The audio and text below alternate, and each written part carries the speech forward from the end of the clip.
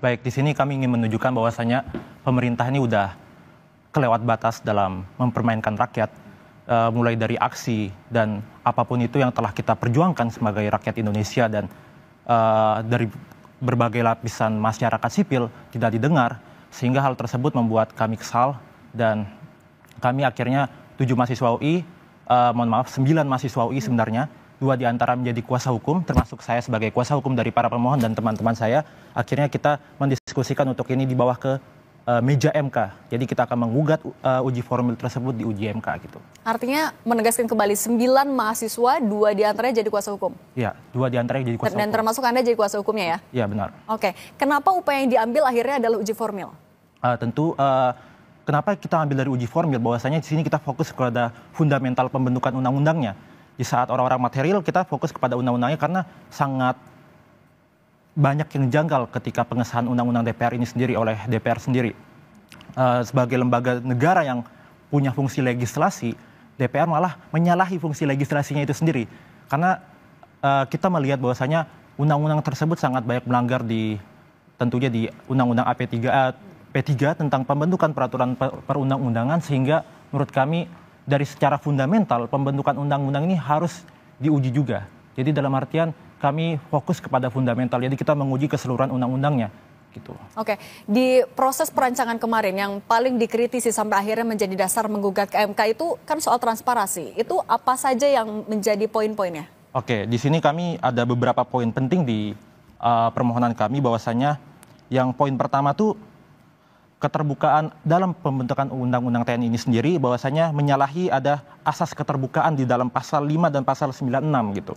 Lalu karena kita bisa melihat bahwasanya draft naskah akademis dan draft RUU TNI itu sendiri tidak dipublikasi kepada masyarakat, yang mana masyarakat itu mempunyai hak untuk mendapatkan akses naskah akademis dan draft RUU TNI ini sendiri. Dan malah sangat disayangkan dari statement dari petinggi DPR bilang bahwasanya ya supaya masyarakat nggak ribut lah gitu, kita nggak share. Itu sangat disayangkan. Itu sangat benar-benar mencederai hak konstitusional kita sebagai para pemohon, khususnya warga negara Indonesia yang seharusnya berhak mendapatkan draft dan naskah RUU TNI itu tersebut.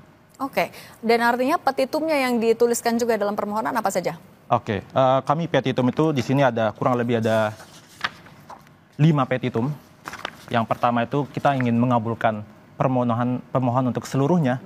Lalu yang kedua, menyatakan Undang-Undang Akuo tidak memenuhi ketentuan pembentukan undang-undang berdasarkan Undang-Undang Dasar Negara Republik Indonesia tahun 1945.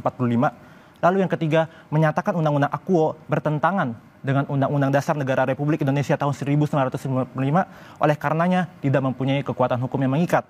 Lalu di poin keempat ini, petitumnya kami ingin menyatakan ketentuan norma yang telah dihapus, yang telah diubah oleh undang-undang yang baru saja disahkan untuk diberlakukan kembali gitu. Lalu di poin kelima tentunya kami meminta juga pada mahkamah untuk memerintahkan pemuatan putusan ini di lembaran negara berita negara Indonesia.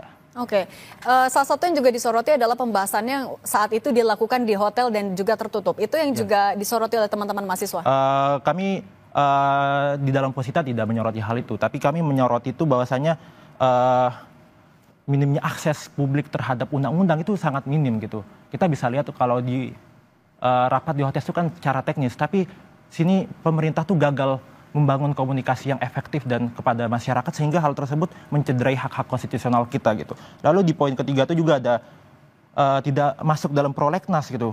Seharusnya di Komisi 1 tuh prolegnas mereka adalah RU penyiaran.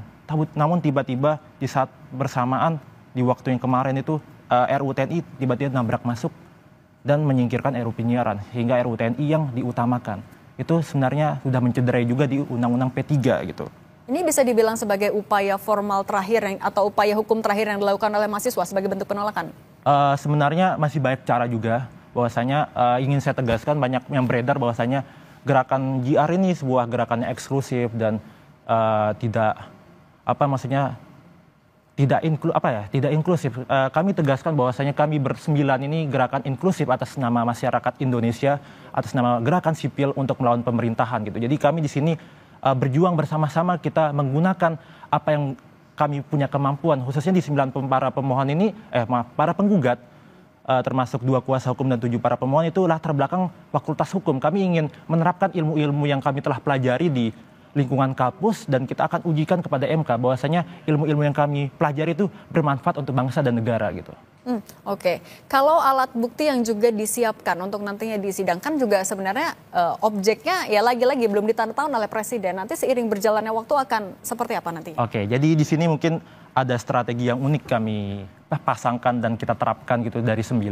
Kami bersepakat bahwasanya sehari setelah disahkan itu kita sepakat untuk dinaikkan. Kenapa? Karena supaya isu ini tidak turun dan tetap menjadi atensi masyarakat. Lalu di selanjutnya adalah ketika dimasukkan, bakal sini kita bikin pressure untuk pemerintah itu sendiri Prabowo untuk sisanya menandatangani. Ketika ditandatangani oleh Prabowo, maka undang-undang itu secara sah telah diundangkan. Ketika telah diundangkan, maka sudah keluar nomor undang-undangnya.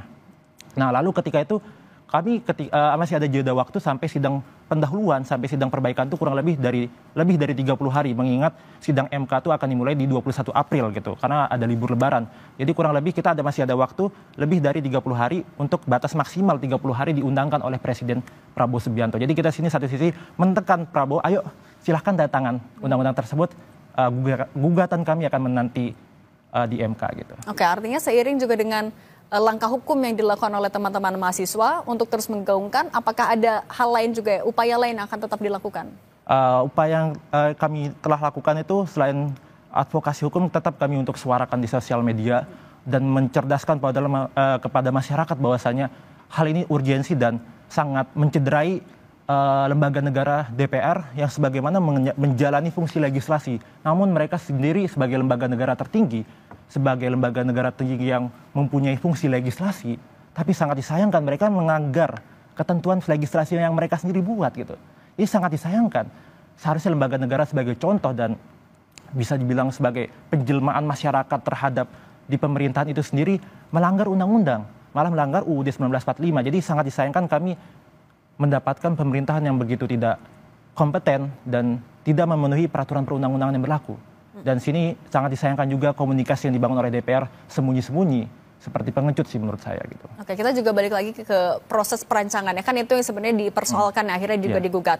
Bagaimana teman-teman mahasiswa menanggapi, mencermati proses perancangannya yang kan kalau tadi sempat dibilang tertutup, juga tidak transparan, apalagi sih yang paling dipersoalkan sebenarnya?